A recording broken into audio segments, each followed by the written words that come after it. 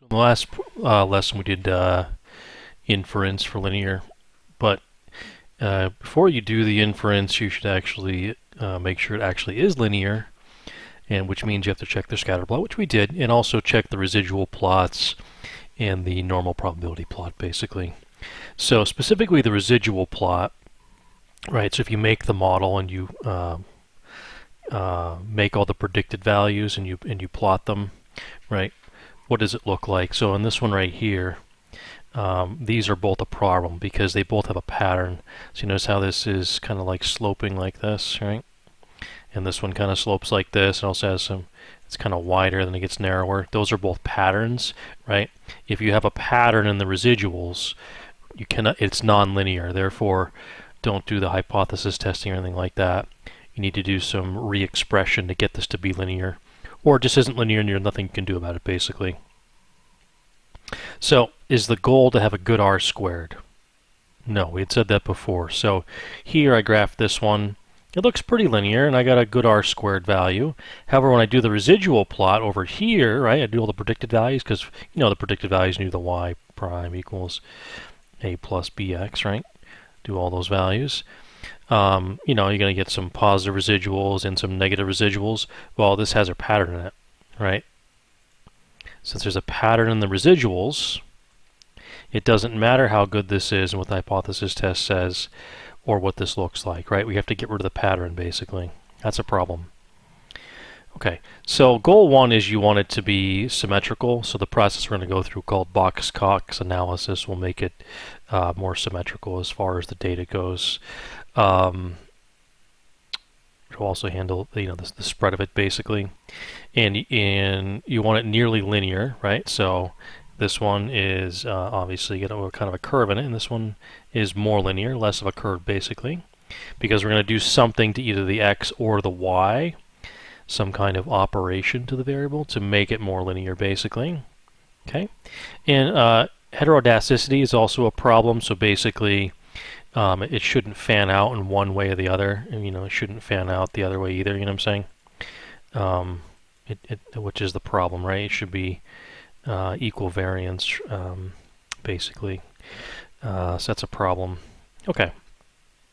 So in the residual plots, things to look for is first being biased or homodacity versus heterodacity. I have a problem saying that word. What can I say? So these are the ones where they fan out. It's either going to fan out one way or the other, right? So it gets skinny to fat or fat to skinny. That's heterodacity. That's bad. It needs to be fixed by doing some kind of re-expression. So you can't assume that it's probably linear. If that's true, not necessarily, but it definitely has to be fixed, right? So you want homodacity, which means it's the same throughout, basically, which is good. And the residual needs to be unbiased. If it's biased, meaning the average value is 0 for any thin strip that you make, basically. So in these are all unbiased, because if I put a thin strip, I have positives and negatives, right? I have positives and negatives. So it's going to average out to 0. So those are all unbiased. However, I go down to here and look at these ones, right? Oop, okay, there we go. This is biased because I have positives but no negatives, right? And this is biased. I have negatives but no positives, right? Same thing here. This is biased and this is biased. You know what I'm saying? They have some biases in here. This is not biased, right? I have an equal amount of positives and negatives, equal amount of positives and negatives, right? So these two are unbiased and these four are biased, right? Okay, so that means these ones are good. These ones are not good, right? And then you won't never need to worry about heterodacity. Okay, well, which one has heterodacity? Well, it looks like this one doesn't, this one doesn't, this one doesn't, but all three of these do have heterodacity, right? It's fanning out, right? It's fanning out, and it's fanning out, basically, right? So my variance is getting bigger in the beginning, and it's small in the end, you know what I'm saying? Okay, so this is bad, right? Heterodacity, and this is good, no heterodacity. So if you kind of think about it, right, we boxed it this way, right? So these were bad, and then these were bad as far as the two groups going. So this is the only good one, basically. So what do you want in the end for a residual plot? Again, these are not the scatter plots, right? These are the residual plots. These are the plots of the predicted values. This is what you want. You want no pattern, right? Okay, it's unbiased and there's no heterodicity. Okay, so that means you can actually do your analysis and hypothesis testing and make the model at that point to see if it's actually going to be linear or good enough to be linear. Okay, so ideal residual plot. The residuals are symmetrical distribution, tend to cluster towards the middle of the plot, i.e. 0, right? Because this line right here represents 0, right? Because otherwise you have a positive residual or a negative residual, otherwise you are 0, right? Which means no residual. Okay, the residual cluster on the lower digits, right? So it can't be too far away, and there's no clear pattern. So are the following ideal or not? So let's look through these. This first one, no, because you see these are all way up in the positives, and then there's not a lot of negatives, right? It's not clustered around 0. It's weighted on one side. That's bad. This has got heterodicity. That's bad. This has a pattern in it. That's bad. This is actually good, but it has an outlier that needs to be removed. So once you remove that outlier, this is probably good because it's, no pattern. It's bunched around 0. So it's probably good. And look down here, and these are all probably good. I don't see any patterns here in any 4 of these. I don't see heterodicity. I don't see a lot of values far away from 0. These ones here, they're kind of with the 5s. This one looks a little unbalanced on the top. But overall, all of these look pretty good. I don't see any heterodicity. They're all no patterns, and they're all unbiased. So those are all good ones. At that point, I would run my linear modeling and do my inference at that point, basically. Okay, so if you have to do a transformation, what are my options? Well, you want to change the exponent of the y or the x. So typically they talk about the ladder of powers, which means from 0 you go up or down the ladder. It doesn't have to be in halves or wholes or anything like that. Like you can have a negative 1/3, you know what I'm saying? You can have 1.5, 2, 3, whatever the case may be. So this is the exponents, power of 2, which means squared. 1 means raw data, meaning if you just have y to the 1, right, that didn't change the data. That means you don't need to actually do anything, right? That's square root, obviously. A half power is a square root, right? And that's a negative half power is a negative, right? Because a negative makes a reciprocal.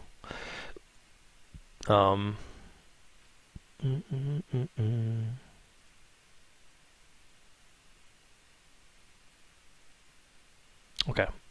Anyways, and then the 0 is the weird one because that actually means logarithms. Okay, which means you could either log the y, log the x, or log both, basically, right?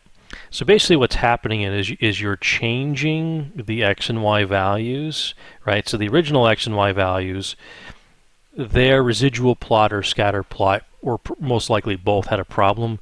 It doesn't appear linear, right? So you need to do something. Are these the only options? No, there's an infinite number of options to go with, which we'll go through. This is the basic math now. These are just some of the options you could do, because it's any exponent that's above or below 0, basically, right? You can do any, fractional or decimal or whole number exponent above or below. You wouldn't want to go too far. Okay, let's do some options here. So let's say I want to put in x equals 2. Okay, let's get my calculator out here. Calculator.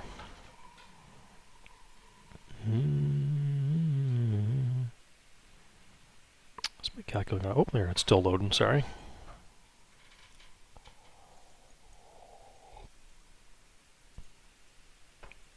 Okay, let's say that I want to do this where I plug in a 2. So in typical algebra class, you'd do 1.2 plus 0.8 times 2, right? You're plugging in x equals 2. And you would say, oh, that's my y value. No, because I re-expressed the equation with a natural log. So this is actually the natural log, right? This is actually the natural log of y, right? Because again, this is the predictor equation, right? Because your predictor equation is this, right? A plus bx, right? So this is not y, it's the log of y, because I did some kind of re-expression to make it linear. So therefore, this is not y, so I have to undo this natural log. So the way you do that is e to the 2.8, okay? Because the way you undo a natural log is with an e, right? If it was a log, right, you do base 10, okay? Because the right, because the inverse operation of a log is a base 10. Okay, let's say we have a square root, right? So again, I'm going to plug in the value, right? I'm going to plug in 2. I'm going to get 2.8, but that's not the value of y because it's the square root of y. So how do you get rid of a square root? You square it. So you'd have to do 2.8 squared, and that is my y value, right? And that's my new y hat for this one, right? Because they undo the square root. Okay, well, let's say it's a reciprocal one. Well, you just have to, so then when I plug it in, I'm still going to get, right, this is going to be 2.8, correct? Right, think of it this way. If I flip this, I have to flip this, don't I? So all I'm going to get is 1 divided by 2.8. 2.8. There we go.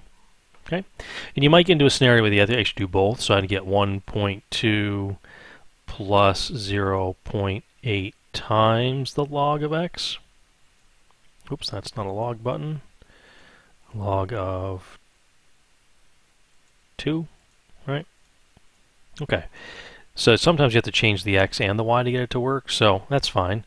Then you still just have to do 10 to the power of this number, right?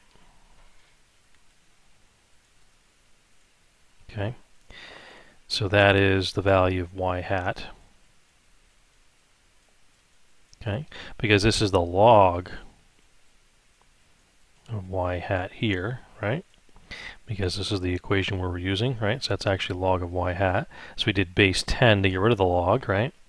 Because base 10 cancels that, correct? E cancels that, right? So just knowing your basic algebra rules, right? Okay. All right, so how do you know which one to do? Okay, well, what I'm going to give you is a nonlinear. I have to load. Oh, it's on the wrong page. Okay, this is a nonlinear expression guide, which I'm going to give you. Okay, it'll be in Canvas. You're going to use this guide, and it'll go through which ones to pick, basically, with the Box-Cox analysis.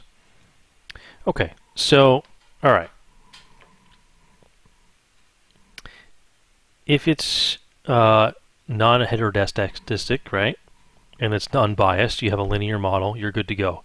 You do not need to do a re-expression, okay?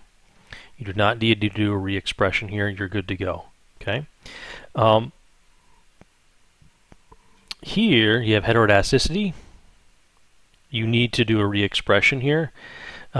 These ones also, this one also has a pattern, okay? That's another problem. That has two problems. This one has a pattern, and this one has a pattern, because again, these are all residual plots. These aren't the scatter plots, these are residual plots, because you can see the little 0 right here, and these are the predicted values. Okay, so only this one is the only one that doesn't require re-expression, right? Okay, make sure to remove any outliers, right? And again, just because you are homodastic doesn't mean you're good enough, because clearly these ones fail. So that alone is not good enough. Okay, you have to get rid of patterns too. Okay, you also have to worry about normality, but I'm not going to worry about that too much in an undergraduate class. It gets into using NQQ or NPP, normal probability plot, basically, which will basically, you want the data to be normal, basically. So this is an NPP plot or NQQ plot here. If it follows a line, then you are actually normal, which is looks normal. If you have a problem like being skewed, or you're going to have either tails or a curve, you know what I'm saying? So that's going to indicate when you do those graphs that it's not actually normal. But the process we're going to go through is going to fix that anyways.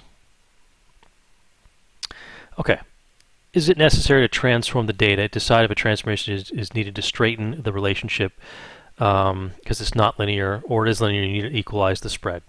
If it's not necessary to transform the data set, decide if it is because it's already linear or it's not linear, and the transformation is not possible. Okay, so look at the first one. This one has no pattern, right?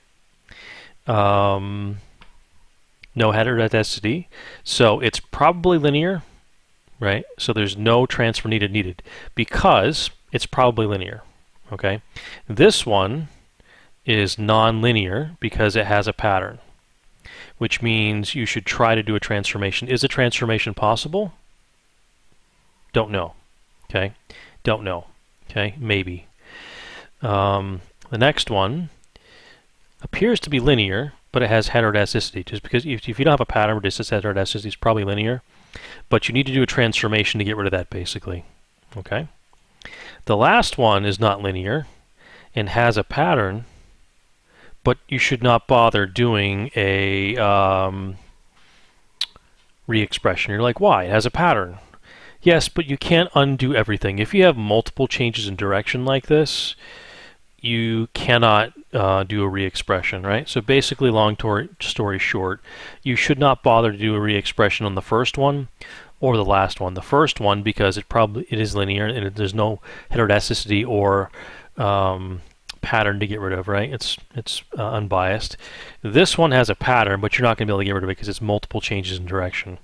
These ones have this one has a pattern, this one has heterodicity. You should attempt to do a transformation. Whether it's possible or not is debatable. You have to figure that out later, but you cannot just keep them as is because they have a problem there.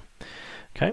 All right. So ideally, right, if you made a histogram, it would be normal, which means our normal probability plot would be perfect, and you would not have any heterodicity problems, which means you can just do the model, make predictions, and you're done. Use your y equals equation, right?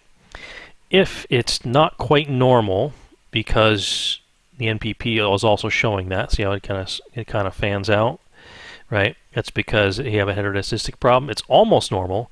You need to fix that with a transformation prior to making the model and actually doing any predictions. And again, if the graph is not normal and the normal probability plot is not normal because there's a curve in it, then the residual plot will also show a pattern, which means you definitely need to do a re-expression because the data is not normal. Not linear. So this is not linear. Okay. This one is linear. It just has a problem with the fact that it has heterodicity, right? And this one's just perfect. So this one requires nothing. These two require a re-expression. As to which re-expression it is, who knows? Okay. So we're going to put these data points in here into a spreadsheet. So we're going to use the local version of Excel. Okay. Use the local version of Excel. Oh, shoot. Open, and then I close it like a fool. Okay, so let's use the local version and blow this up. So we're going to call this